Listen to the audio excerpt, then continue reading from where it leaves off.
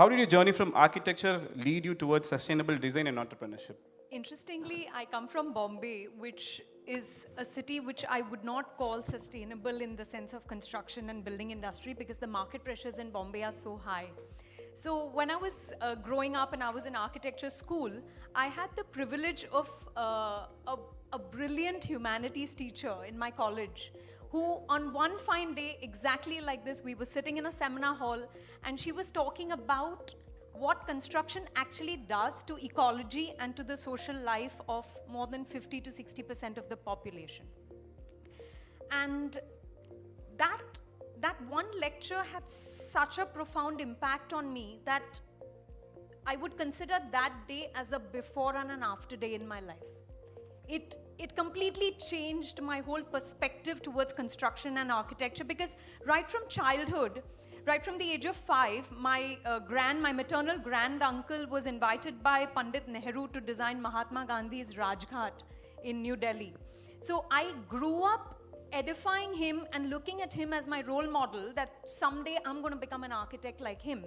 And here I was in this humanities class where all my dreams were completely shattered.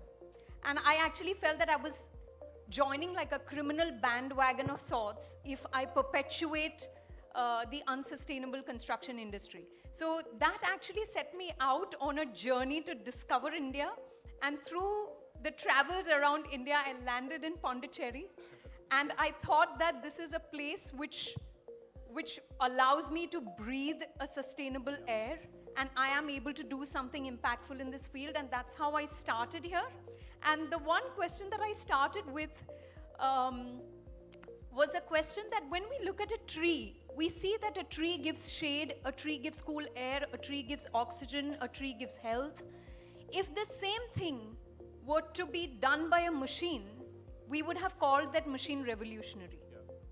But we have a tree right out there which has been doing it for centuries. So can we actually design a building like a tree?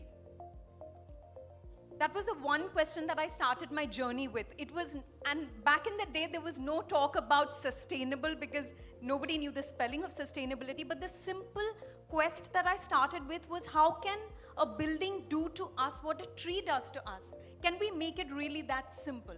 So that's how I started. And finally, when we learned about sustainability in the formal way, we understood that it is the combination or the balance of people, planet, and profit is what we can call a sustainable enterprise. Because unless it is profitable, you're not going to be able to encourage the owner or the entrepreneur to continue the journey. So it has to be profitable. And at the same time, it has to be, as you rightly said, you have to nail it, sail it, and scale it. And hence, it has to be sustainable. And ultimately, we are doing all of this for the health and well-being of the people. So it has to be people, planet, and profit. Lovely, lovely. Interesting phrase I got in your website is that it was mentioned buildings are living organisms. I really like that phrase.